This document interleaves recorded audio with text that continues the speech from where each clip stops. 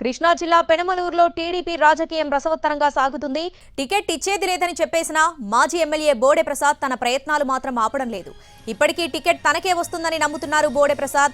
YCP ఎమ్మెల్యేలు కొడాలి నాని, వల్లభనేని వంశీలతో బోడే ప్రసాద్కు సన్నిహిత సంబంధాలున్నాయని social మీడియాలో వార్తలు చక్కర్లు కొడుతున్నాయి.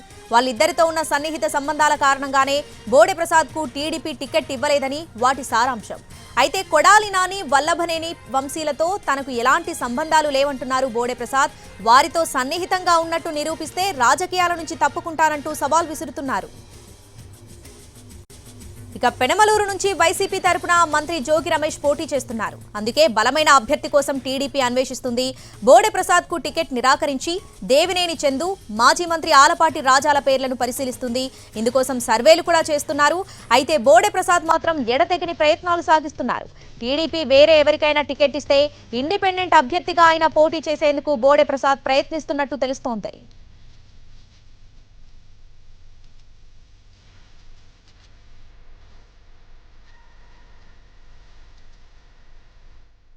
ఇక పూర్తి అప్డేట్స్ మా ప్రతినిధి శ్రీకాంత్ లైవ్ లో అందిస్తారు. శ్రీకాంత్, పెనమలూరులో టీడీపీ టికెట్ ఎవరికి దక్కబోతుంది? బోడే ప్రసాద్ ఏమో చివరిదాకా ప్రయత్నాలు చేస్తూనే ఉన్నారు. మరి అధిష్టానం ఎవరి వైపు మొగ్గు చూపబోతుంది?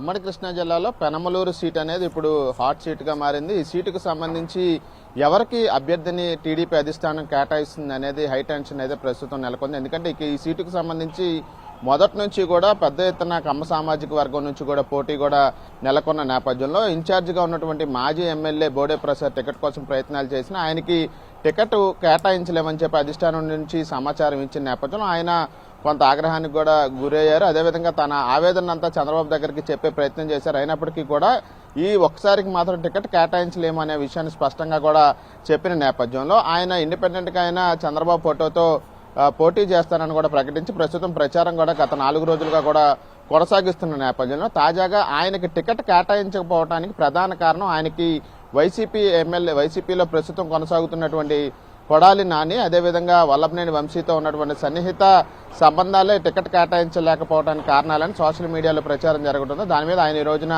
స్పందించారు. కీలక వ్యాఖ్యలు కూడా చేయడం కూడా జరిగింది. వంశీ అదేవిధంగా కొడాలి నానితో తనకు ఎటువంటి సంబంధాలు లేవని, కేవలం తనకు టికెట్ రాకుండా నియోజకవర్గంలో ఉన్నటువంటి కొంతమంది నేతలు ఈ విధమైన ప్రచారం చేస్తున్నారు. తన పిల్లల మీద కూడా ప్రమాణం చేసి వంశీ అదేవిధంగా నానితో సంబంధం లేదని కూడా ఆయన చెప్పడం కూడా జరిగింది. అదేవిధంగా వంశీ కొడాలి నానికి సన్నిహితంగా ఆయన మెలిగినట్టుగా నిరూపిస్తే కనుక ఆయన రాజకీయాల నుంచి కూడా తప్పుకుంటానని కూడా ప్రకటన చేసిన నేపథ్యంలో గతంలో టీడీపీలో నేతగా ఉన్నటువంటి పట్టాభి మీద దాడి జరిగిన విషయాన్ని కూడా తాను ముందస్తుగానే పార్టీ నేతలకు కూడా తెలియజేశాను. వీళ్ళతో సన్నిహిత సంబంధం ఉంటే ఎందుకు ఆ సమాచారాన్ని తెలియజేస్తానని కూడా చెప్పడం కూడా జరిగింది. దీంతో పాటుగా భువనేశ్వర్ మీద వంశీ చేసిన వ్యాఖ్యలకు సంబంధించి కూడా ఆయన సర్వస్వం ఆ వ్యాఖ్యలు చేయడం వల్ల కోల్పోయారనే విషయాన్ని కూడా వంశీకి మెసేజ్ చేశాను. ఆ తర్వాత వాళ్ళిద్దరిని నేను ఎక్కడా కలవలేదు, కేవలం టికెట్ తనకు ఇవ్వకుండా ఉండటం కోసమే ఈ విధమైన అసత్య ప్రచారం పార్టీలో కొంతమంది నేతలు, నియోజకవర్గ నేతలు చేస్తున్నారనేది అయితే ఆయన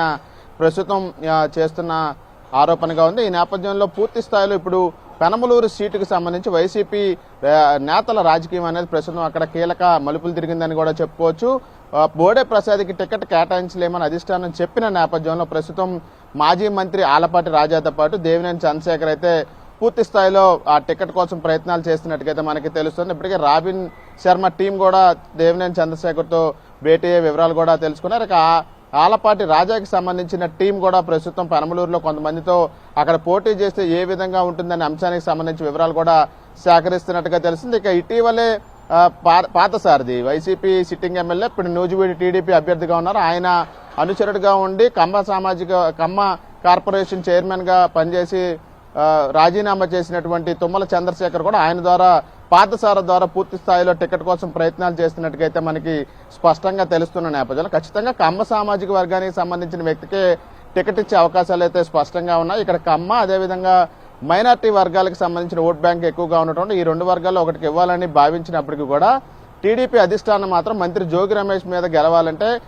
ఆర్థికంగా కూడా బలవంతులైన వ్యక్తుల్ని చూడాలనే ఉద్దేశంతోనే ప్రస్తుతం టికెట్ ని కేటాయించే దాని మీద ఐవీఆర్ఎస్ సర్వేలు కూడా పూర్తి స్థాయిలో నిర్వహిస్తున్న నేపథ్యంలో అటు బోడే ప్రసాద్ చేస్తున్న వ్యాఖ్యలు, మరోవైపు టీడీపీ అధిష్టానం అభ్యర్థి కోసం చేస్తున్న కసరత్తులతో పూర్తి స్థాయిలో పెనమలూరు రాజకీయం అయితే రసవత్తరంగా మారింది. ఒక 2 రోజుల్లో సీటుకు సంబంధించి అయితే ఒక క్లారిటీ ఇచ్చే అవకాశాలు ఉన్నట్టుకైతే స్పష్టంగా తెలుస్తోంది. అదేవిధంగా బోడే ప్రసాద్ కూడా టికెట్ దక్కకపోతే తనకు దక్కకపోవడం కారణాలతో పాటుగా ప్రచారం వంశీ కొడాల నానిని అడ్డం పెట్టుకొని చేస్తున్నారనే అంశాలను కూడా ఈ సందర్భంగా చెప్పే ప్రయత్నం కూడా చేశారు. మరి అధిష్టానం ఎవరికి టికెట్ కేటాయించినా ఇక్కడ రెబల్ గా పోటీ చేయడానికి సిద్ధమైనటువంటి బోడే ప్రసాద్ను కూడా ఖచ్చితంగా బుజ్జగించాల్సిన అవసరం కూడా అక్కడ ఉంటుంది. కాబట్టి ఇటీవల అధిష్టానం మీద చేసిన వ్యాఖ్యలు కూడా ఆ రోజున కొంచెం కోపంలో చేశాను కాబట్టి అవి కూడా అధిష్టానం క్షమించాలని కూడా బోడే ప్రసాద్ చెప్పారు. కాబట్టి ఆయన పార్టీకి లాయల్ గా పనిచేస్తారని అయితే అర్థమవుతుంది.